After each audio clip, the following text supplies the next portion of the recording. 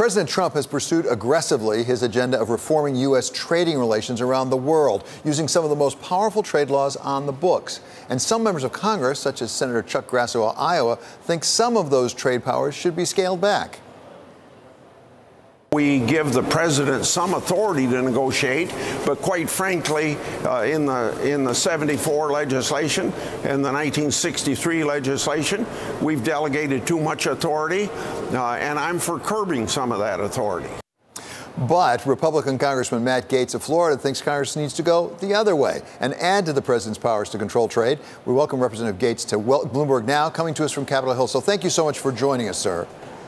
Well, thank you. And I know that Senator Grassley's worried about his Iowa farmers. We all want the same things, more access to international markets. The question is whether we get that access by having other countries negotiate with 535 members of Congress at one time, or whether we create a broader scope of authority for the president. That would create a deterrent environment, whether other countries would be less likely to impose tariffs, and then giving those great farmers, I know Senator Grassley cares about, more access in Asia and around the world. So in short compass, explain what the legislation you support would do.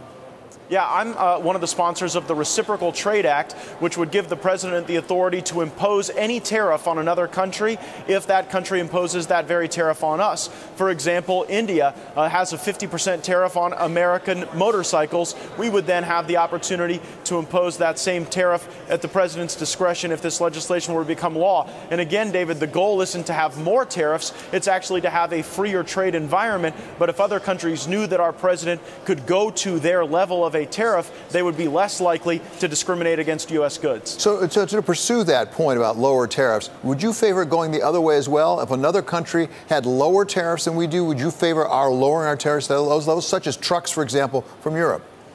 I do believe that the president ought to have the authority not only to impose the stick, but also to offer the carrot in circumstances that you've described. And I think that those would go hand in hand as reforms.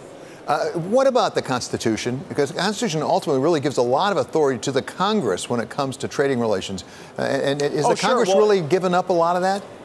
No, I think that the Congress can impose benchmarks. For example, we wouldn't want to give the president the authority to impose higher tariffs than another country imposes on us. And so I think that we need regular dialogue and back and forth. We need the folks who are engaged in the administration, or really any administration's trade policy, to regularly brief the Congress. If they exceed the length of their leash, that can always be yanked back. But I think that right now we're in an environment where the United States has largely been taken advantage of in trade. We've viewed trade not as a way to build up the American worker, but as a way to ingratiate other countries to the United States. And often that's been at the expense of the forgotten men and women in this country who want to go work hard and have their products treated fairly in the global square.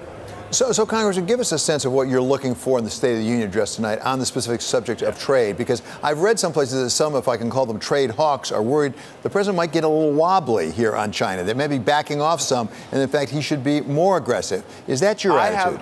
I have no concern that the president's going to be anything other than tough on China. He understands China for the threat that it is. And really, for the first time in the post-World War II era, you've got a president who is understanding the fusion between economic and strategic and military interests in our relationship with China. As for what we're expecting for the State of the Union, this really is the kickoff to the 2020 campaign. The president's got to build his coalition by exciting the base on immigration and border security, and then at the same time appealing to those Rust Belt states, Ohio, Michigan, Pennsylvania, Minnesota, Wisconsin. This election in 2020 will be won or lost in the Rust Belt, and I think that's why trade is such an important policy for him to emphasize in the State of the Union tonight. Congressman, you also mentioned border security just now. Let's talk about border security, the wall, whatever it really consists of exactly.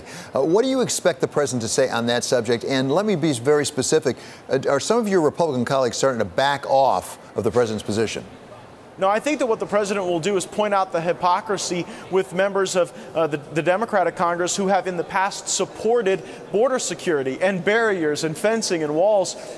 But now they choose not to do so, largely because it is viewed as a political win for the president. And so I think that the president will call for unity on immigration, but the tools he will use to call for that unity will be the specific examples of votes and positions that Democratic members of Congress have taken that are inconsistent with the views currently held. And I think that hopefully will create some momentum. I also expect the president to lay the predicate for the utilization of emergency powers if that becomes necessary. I don't think he'll invoke those powers tonight, but I think he will make the case for their proper use in the event that the conference committee is unable to produce an acceptable work product. Congressman, do you think you have a good sense of where the American people are on this subject? Because there was a poll that just came up from CBS, for example, that said the really substantial majority of Americans are not willing to shut down the government again over this wall. Whether they're for it or against it, they don't think it's worth that. Is that where you think the American people are?